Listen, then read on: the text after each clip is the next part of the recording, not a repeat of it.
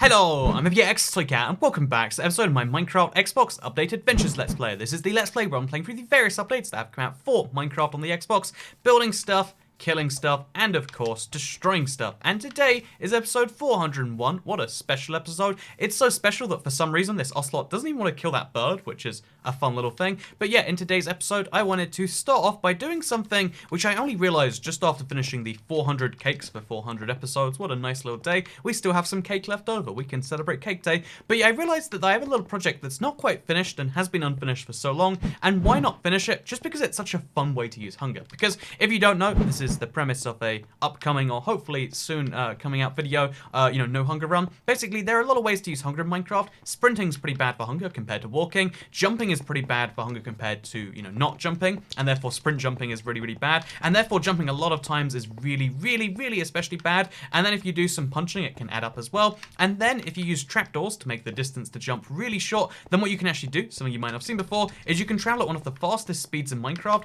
by sprinting, jumping, and just rapidly going like this. It seems to it seems to not work quite so well on Minecraft Bedrock these days, but it's in terms of speed, but it's a really good way to use hunger. I used up an entire bit of cooked beef right there, and yeah, if you get this thing going just right, which we're trying to do and not really succeeding at right now, then you can go some real distance in some real fast time. I mean, we're going quite fast right now, just not as fast as perhaps we would hope. So yeah, in today's episode, I wanted to finish that and show you one of the most wasteful ways to use hunger, and then we're going to focus on the rest of this episode trying to not be so wasteful of hunger, because you've got to be bad to be good. Without yin, there's no yang. I mean, that's the whole premise of yin and yang, right? Like, there's a little bit of good inside the evil, there's a little bit evil inside the good, because, the concepts of good and evil, like, they're kind of outdated for a modern world, right? We can all agree on that much. No one's ever like, oh yeah, good and evil are definitely real things and real concepts that exist in the real world. No, everyone, the famous phrase, 50 Shades of Grey, which, definitely is not used in any concerning context. That's because of the fact that there's a lot of shades of grey between black and white. Yin and yang is black. There's a little bit of black inside the white inside the black,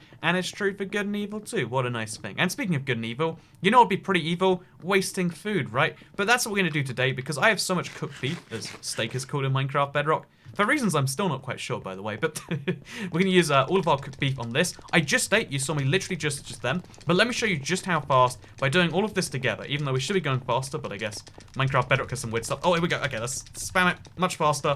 There we go. Look at that. Look at that speed we can get our hunger going down. This is the best food in the game, the best saturation, but in literally less than a minute of having eaten our last cooked beef, we now need to eat not just one cooked beef, but 2 more to get out this. So yeah, it's a very wasteful system, but I like having it here anyway, because I mean, one, it usually works better than this, but I'm assuming the way block physics works is slightly changed in both Java and Bedrock, and in Bedrock it'll change probably to fix things soon. But yeah, I'm also assuming that one of the reasons this doesn't work so well, it's also fun because it's just like, oh, this is a thing that we have to make us realize that wasting hunger is bad. And therefore today, we're going to focus on doing the opposite. We're going to make a way to save hunger in the Nether, because if you want to transport across Minecraft, walking in the overworld, just taking a walk like this, it's fine, but it's not a fast way to get around. Maybe I'm the only one like this, but I have a real need for speed, if you will. I like to get around the world fast, as fast as I like to get around faster and faster, always be doing better than I was before.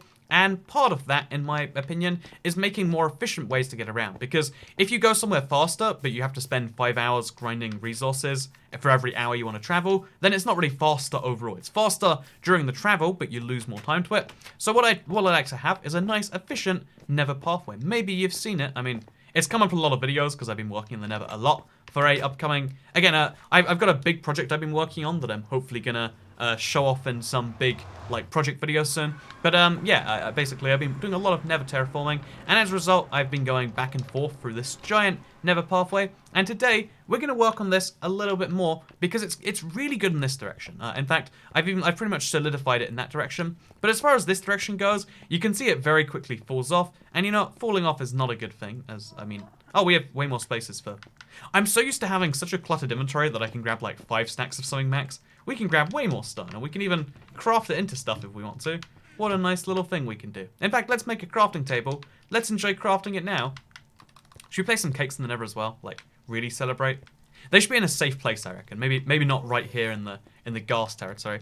But yeah, we're gonna go spend some time doing this today and talking about what I've been up to in the past week. Except this past week I've been in Taiwan, hopefully not dead. I mean, again, there's always a chance this is my last uploaded YouTube video because I get back literally as this goes live. So tomorrow I'll be streaming, hopefully, assuming I'm not too horrendously jet lagged. But I'll be streaming tomorrow, and then if I don't stream tomorrow, then I'm probably dead. So there you go. There's your fun checker.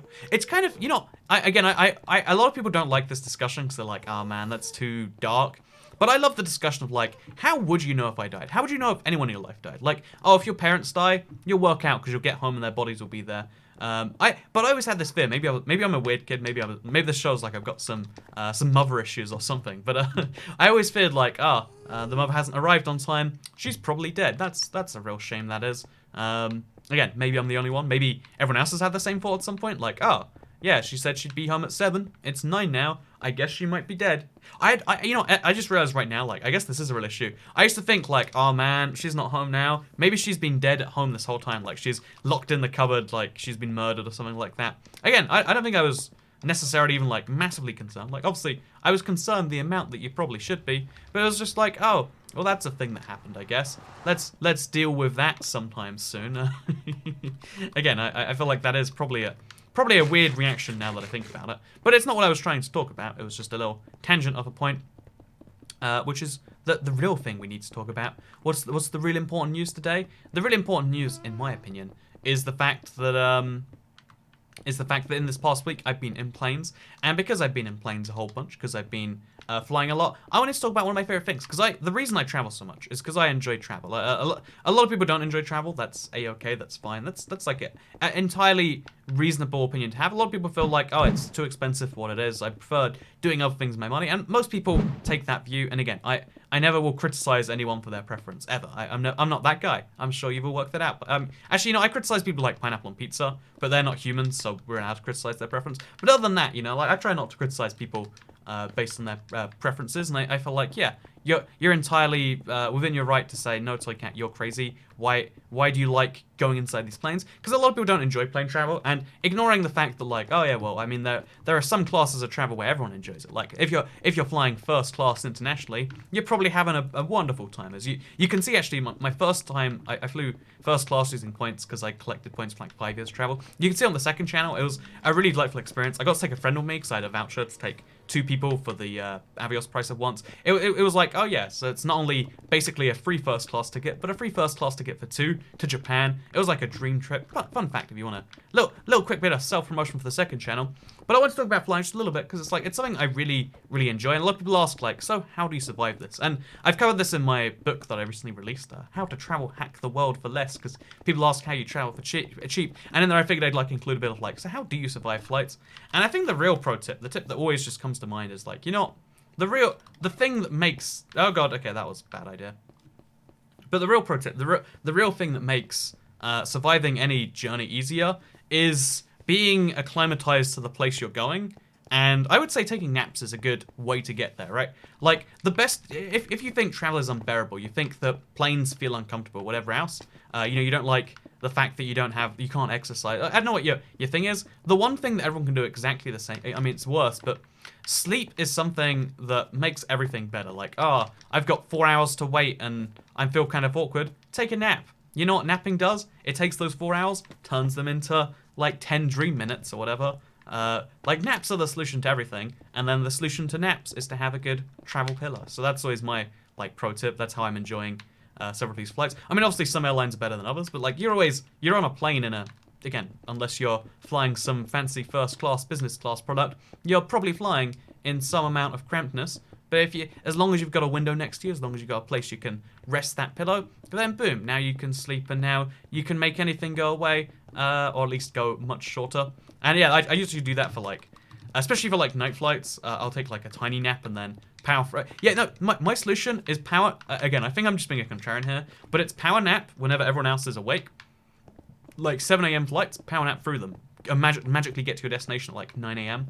And then for the opposite of that, it's like when everyone else is sleeping, you stay awake. One, it's really cool, at least, again, if the airlines I've flown, maybe they've just been really good, but they do, like, check up on you and be like, oh, you're awake, you know, here's some cool stuff. They can give you some, like, dedicated service, because 99% of passengers are asleep, so they can, you know, give... I got some snacks on my recently Japan Airlines flight, which was really nice, just, like, it was 3 a.m., German time, and, like, I don't know, it would be like 9 a.m. Japanese time. No one was awake, basically, and it was like, oh yeah, I'd like some snacks. And I got to eat a bunch of Japanese snacks as a fun little side thing while I guess I'd probably watch movies or something. What a nice little time. Anyway, what have I been up to in the past week? Flying, taking lots of naps, which again, maybe that's actually part of why I have like sleep issues in the real world, because I'm so used to just being able to nap if I'm kind of bored. Because napping is also, again, this is like bad advice to follow, because this is like how you get down a depression rabbit hole. But naps are one of the best ways, in my opinion, to relieve boredom. Like, man, I'm just not used to this free time I have to take a nap. Like, it's better to do something productive. It's better to work something out with that time. But if you're the sort of person who panics and just, you know, browses the internet, achieves nothing, and then feel bad about yourself, generally speaking, a nap will feel better than that. Like, as far as like bad ways to spend your time goes, yeah, as far as like a bad way to spend your time, sleep is the best bad way to spend time. Like, you achieve nothing, but also we need to do it, so you might as well get it out of the way, you know? Like, we don't need to browse Twitter, we do it because we need, yeah, we feel, you know, like that cling, that desire for social approval or whatever. We don't need to do a lot of things that we do, because I guess we just be like that. But, oh god, that was a little terrifying. Yeah, we do a lot of things that we have no real need to do, because, you know, that's a thing. But we need to sleep, so even if it feels worthless, at least it isn't worthless. And that's why, yeah, pro tip, if you ever got some spare time, you're like, I'm not sure what to do, my pro tip is always, get some good napping time in. You know what, you're worth it. I mean, I'm assuming you're worth it. You know, if you're a mass murderer watching this video, you're not worth it. Don't take any naps, you haven't earned them. Everyone else, though, if you're watching this, you take yourself a good nap. Maybe take one just as you watch this video. A lot of people tell me my voice is really soothing to sleep to. And again, it feels like a double-edged, like, it feels like more of a compliment than an insult. Like, I try not to take it that way. But also, you know, like, there aren't many things that you fall asleep to that are inherently great, right? Like, oh yeah, I love falling asleep to, you know, like, oh, I love thunderstorms. But you don't like going out in thunderstorms being struck by them. You sleep to them because they're calm and they're relaxed. And maybe I'm thinking about this one too much, but it is something that people say a lot. And maybe that helps you nap. Yeah, today's pro tip as a toy cat is take a nap. Like, usually I like to talk about, like, some little piece of advice or something that gave me meaning that's like, oh yeah, this is useful. Today it's just take a nap. But yeah, no, so I'm traveling by myself to Taiwan and to China, in case you're curious. Which is a weird decision, because I just made a video on China, and I'm the sort of person who is, like, a little bit paranoid. Like, man, what if they do, you know that it's me, and they're like, hey, you spoke about China, now we're gonna have someone tell you the entire time. I'm the sort of person who will think about that, which is not a good, healthy, reasonable thing to be thinking before going into a country. So, you know, that's something like, this is the person who said that, you know, like, we are economically dominant in the world, and it's true, but we don't like when people say that. So yeah, it's a thing that's mildly on my mind. But what's way more on my mind is something to do with, like, so again, I said I'm going by myself here, but I've been doing more and more, like, trips with friends to places. Like, a lot of friends are like, oh, you're the guy who travels, you'd probably be a good person to help us go to, you know, to Thailand or to Vegas or to wherever else people, you know, would like to go. And it's like, oh yeah, I love organizing trips. I love that whole process. It's a fun thing. You know, I like flying, even though flying is for a lot of people like this painful, awful thing. Flying is one of my favorite things, like I've gone over. And so one of the things that I've kind of realized as a result of that is that when you're, like, kind of in charge of a group of people, because one of the roles that I never realized that I enjoyed is, like, I don't want to call it leading, because, again, I don't think leading is really a description for it, but let's just say, like, oh yeah, when you're leading a group of people, it's interesting that you kind of have to follow everyone's feelings all together. Like, oh yeah, you're trying to keep this group of very different wants and needs all in the same... You're trying to keep that going in the same direction. Like, you can see this in the way that, like, I don't know, politics works in any modern country. Like, oh yeah, but every single party, whether big or small, is trying to keep a very diverse group of people that all have different thoughts and feelings. Oh, this is something that will come up in the podcast, which I haven't recorded yet, but we'll record soon, because, again, there's a week worth of content that I record within the last 2 or 3 weeks, so it all goes up a little bit out of order. Fun fact of the trade with Toycat right there. But yeah, basically, we need to go get some more stone. But also, let's walk there to show how we can save hunger, because now we've seen how we can waste hunger. Let's show how we can go pretty much the whole episode. You know, we went through 2 steaks in less than a minute. We can go through a whole episode without eating another steak, as long as we're careful and we take a nice walk. But yeah, basically, in the same, like, categorizing people as it makes it seem like, oh yeah, well, you can keep all the bad people in the party that's not me and all the good people in the party that agrees with me. But the truth is, within a party, there are people who are awful human beings and have very different opinions to you, under that same standard, and people who have very divergent opinions and very, same opinions. There are people who think you're the awful people within any group. I'm saying party because it's the easiest example, because I said this before, everyone drops like 50, IQ points when they talk politics, and it's true, and therefore we get super tribalistic, and therefore we can use that as a great example of like, hey, big groups of people together, there's a lot of feelings all being vaguely kept in tow there. And it's interesting to look at least a little bit. And yeah, so one of the things I was kind of thinking about tangentially to that is, so maybe one of the best ways to lead, maybe this is like not the best way, but like maybe what the reality of being a leader of something is to just convince everyone their feelings are being listened to, and then to entirely ignore them, Maybe that's, maybe this is a cynical view of the world. But I was thinking like, everyone here has, so for instance, on a recent trip to the Netherlands, everyone had their own little plans of what to do. And I was very concerned that like, oh man, this person's saying this, that person's saying this. There's a lot of divergent opinions here. And then I realized, if we just ignore all of them and then we do something fun, then everyone will be happy when the fun thing happens. And assuming it is fun, of course. And that was a thing that actually did work one time in one situation. And therefore I think you can run a country that way. Is how most people, I guess, decide most things. Oh no, the stone's in the Nether, isn't it? Well, that was embarrassing. I went through the portal on purpose. I wanted to show you that we were in the Nether, in case you thought we were in the overworld. Because one day I will terraform enough of the overworld that it looks like the Nether. Like, I could do this in the overworld, I reckon. I might do this one day. Anyway, so let's grab some more stone. Let's go do it. Let's deposit some more netherrack, because that actually is useful for traveling in the end and getting more shulker shells. And let's go all the way back, and let's keep working on this little bridge. You can see it's getting there, which is a good thing to do. Good thing to see as well. Also, should we put some stone stairs down here? I think we should, although replace these with stone stairs, maybe. Yeah, to me that makes sense. Oh god, okay, this is just over an abyss, it seems. I don't know why that's the case, but that's terrifying. Wait, let's put some stone underneath it. So now it's actually even underneath, so it doesn't look so messy. See, everything has a good purpose. If you were to cat, you can make these things work. But yeah, so one of the things I've also been thinking about is, I said this a while ago, and I still believe it, that the thing that makes humans unique is we have this wild ability that we often, we basically can adjust reality. If a giraffe thinks, I'd really like it if my neck was shorter, so I could reach the leaves that are lower down. You know what the giraffe does? Nothing, because that giraffe ain't worth anything. That giraffe's opinion on his neck length or on the height of these trees, his opinion is worth 0 because it's not changing the world, Maybe some giraffes are different. I don't want to stereotype all giraffes together here, but I think giraffes think they're so great. I don't think they're as good as us. I think giraffes think they're the best animal in the universe. They think themselves like, oh, humans think they're great with their, being able to come up with ideas and whew, that's a scary feeling. Humans think they're so great because they can change the world and stuff. But, can we just take a minute and just breathe up? It's never a good feeling when you... I've had that so much in Minecraft recently.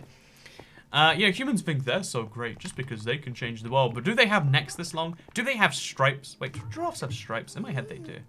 Giraffe... there's a chain in the UK called Giraffe that is more popular than the animal giraffe. Fun fact. Oh, they have like little spots, I guess. I don't know what you call them, like... It looks like tiger bread does. Really, tiger bread should be called giraffe bread, if you ask me. But, yeah, like, giraffes think they're so great, but they can't change the world.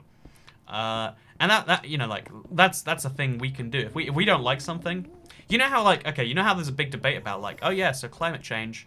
One, the solution to climate change is humans, right? Like, no matter who you are, no matter what you believe about climate change, you believe that there is some difference we can make. Whether you think it's big or small, there is some difference that humans some impact we can have on this, right?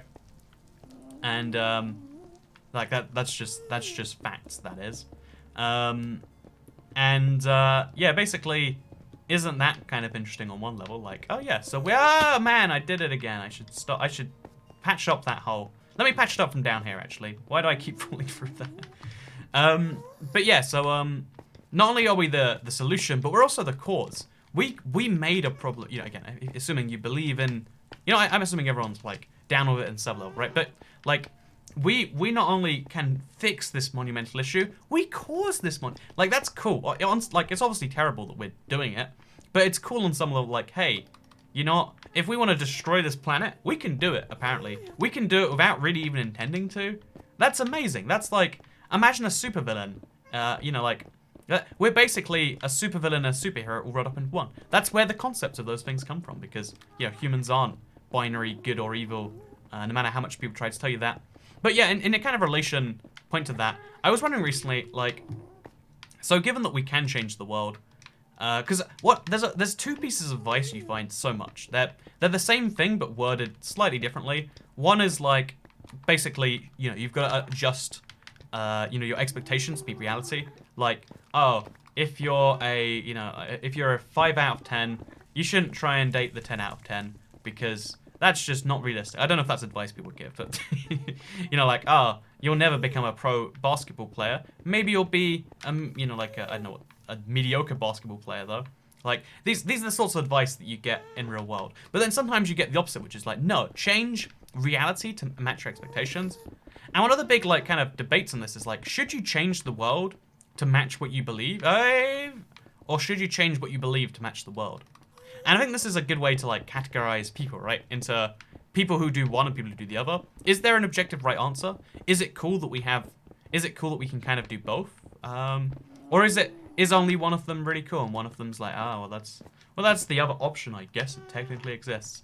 And it's just something that there's something that I thought about at least a little bit recently, that like, oh, yeah, there's two pieces of advice that cover everything, and they're entirely contradictory, but that also shows that we basically make up advice, make up things that seem so true, and that's cool, I think. Like, in my head, it's really interesting, and in my head, it's cool. Maybe it's not, though. Again, really, the big thing for me this week is I'm in another place. A lot of China's, actually. Hopefully, I have, like, a video run that I'm hoping to do out of it, like, because I'm going to every country that is arguably China, all in one trip. Like, I'm going to China, that everyone agrees is China. I'm going to Taiwan, China, that no one agrees is China, but China says you've got to call China. Then I'm going to Hong Kong, China, which is kind of disputed. It's definitely theirs, but like on a legal sense, but not in any cultural sense. And I'm going to Macau, China, which is the Las Vegas of Asia, and it's a Portuguese colony. It's so different to the rest of China, but also Chinese laws apply in some weird ways there, and it's a whole weird fun thing, right, is my point. And yeah, I'm kind of hyped about that trip, so I wanted to let you know about that. What has Toycat been up to? He's been planning a bit of a weird trip to kind of take some breaks, because one of the things I realized from I took a recent like 3 weeks off from YouTube, and the amount of fun I had coming back to it gave me that feeling of, yeah, this is so great again. And that's something I think anyone should have from any profession.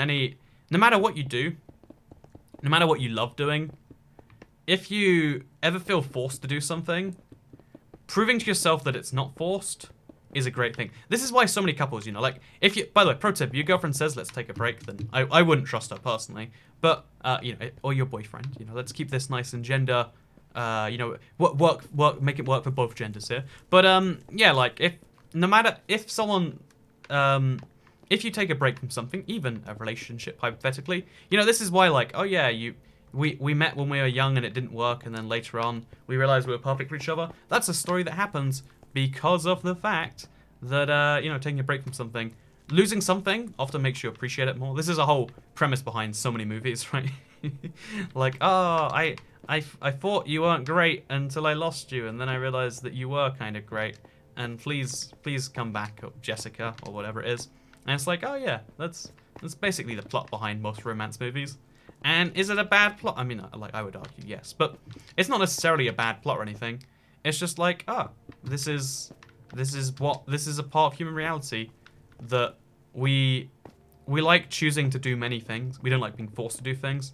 We sometimes alter reality to our expectations. And sometimes we alter our expectations so they match reality. And I think that's cool. But maybe you disagree. If you do, make sure to smash that bell button so you can disagree in more future videos. No, yeah, thank you very much for watching today's Let's Play episode. It was a bit of fun. I hope you all enjoyed it. Maybe you learned something. Maybe you didn't learn anything. Maybe your takeaway from this is that, you know what? I'm gonna break up my girlfriend, Toy Cat, and then we'll get back together in a few years. If that is your takeaway, then I don't blame it on me, I guess. But no, yeah, thank you very much for watching today's thing. If you liked this thing, you can like this thing. If you really like this thing, you can share this thing. There should be a really like button on YouTube. Like, I guess like 5 stars, like, but 5 stars doesn't mean just okay. Can I rant a little bit about 5-star systems where 5 stars means good? Anything less than 5 stars is considered not good. Why can't things be pretty good? Why can't things be, this wasn't the best experience in my life, but I would recommend it. You know, like it's, you know, like there are so many places that serve average food. Like I don't like Burger King, but their food's average. I wouldn't say it's 1 out of 5. If it's 5 on a 5, you know, on a 10-star system. If you know, 5 Guys is the 10 and eating vomited up paper cups is number 0, then, you know, Burger King gets a solid, like, I don't know, 6.5 on that spectrum, right? I don't know. Little rant with Toy Cat. Hope you all enjoyed it, because I'll see you all tomorrow for my live stream, my first one back after Taiwan. I'll talk about my trip, assuming I'm alive, which I might not be. Yeah, goodbye.